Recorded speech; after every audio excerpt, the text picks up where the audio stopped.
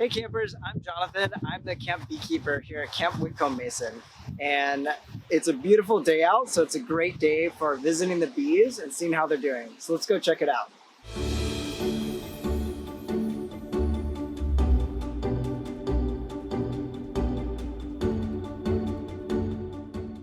So one of the things as a beekeeper is it obviously can get very, very hot, right? So you want to stay nice and cool. But you also want to be mindful about when you're doing beekeeping. So right now, this hive is actually extremely calm. I'm very, very happy that it's so calm. One of the reasons why it's calm is because it's the middle of the day. So at the middle of the day, about half the colony are forager bees, and they're out pollinating the flowers right here and elsewhere. And so because there's so fewer bees inside the hive, they're actually a lot calmer.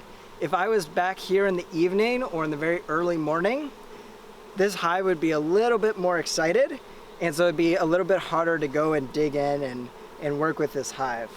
So this hive just has been really, really nice today. Another thing on their temperament is that it can change. So if there's an animal, so let's say there's a skunk, and the skunk comes by and it starts knocking at this hive, the next time I visit it, these bees might develop a temperament and they might be pretty excited. So if I open up the hive, they might come out at me. So it really is a good idea to always wear at least some level of protection, because when you come out to visit the next time, maybe they were calm before, but they might be a little bit more excited the next time.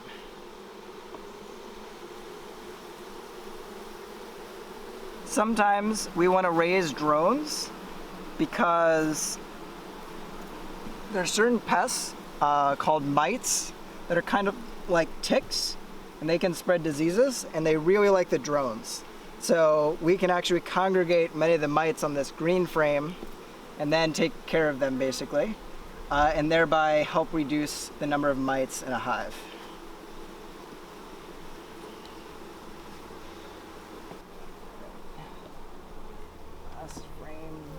Second to last frame. We often start out with 10 frames, and then if the bees have really filled out frames, we might switch to 9. One of the things is that we actually want the frames to be really close. So if you look at these two frames, they're really spread out. If I left the hive like this, they'd actually just start to make comb right here, and we call this burr comb. We really don't want burr comb because it sticks things together.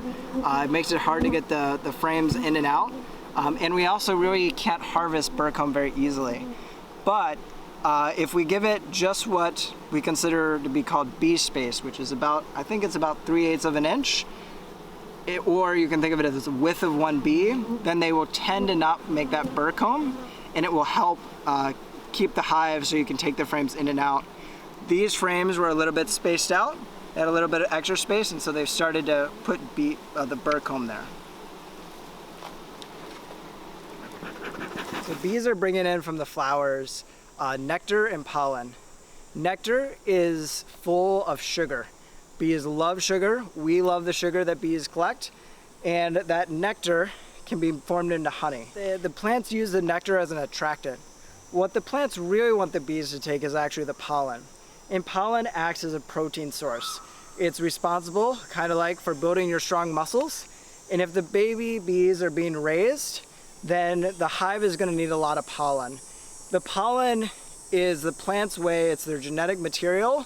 And so for the plants to bloom and make new plants, they want that pollen spread from one plant to the other.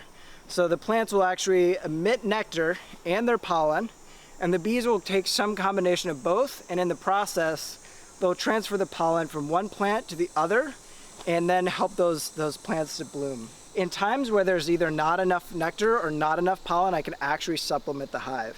So it is common, especially in early spring, to give them some combination of sugar syrup that helps them to build up, especially in Wisconsin, where the spring and summer and fall, it's really compressed for that season where there's what we consider a nectar flow. So I often will bring extra sugar syrup with me in case of the dearth. I don't feed when there's supers on the hive because that would kind of be cheating and it really wouldn't be honey. But if a hive is just getting started, I'll often feed it so it can get sort of a foothold. The second thing we actually do is we can actually buy a pollen substitute. So this is really smelly. It's not my favorite. It's really sticky and it gets everywhere. But this is a pollen substitute. And again, it can help a hive get that protein that it needs to build up. But there is a really big advantage from getting protein from natural sources, and that is the trees and the flowers that are blooming. They have so many other nutrients and other properties in that pollen. And so sometimes I'll give a hive pollen because it kind of needs it, but they'll recognize this isn't as good as the real stuff. And that's the same also true for the nectar when I give them sugar syrup. So it's very common that I'll give them pollen patties. I want them to build up, but they may or may not take the food that I give them, just because if there is sources available elsewhere, they'd much rather go for that.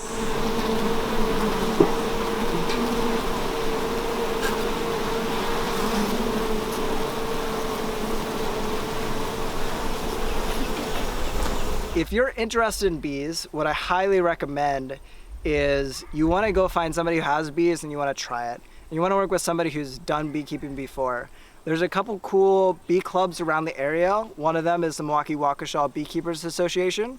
We have a bee yard and we invite people to come out and try bees. So if you want to just get your feet wet, join a bee club or come out to camp just to see a little bit of what it's like.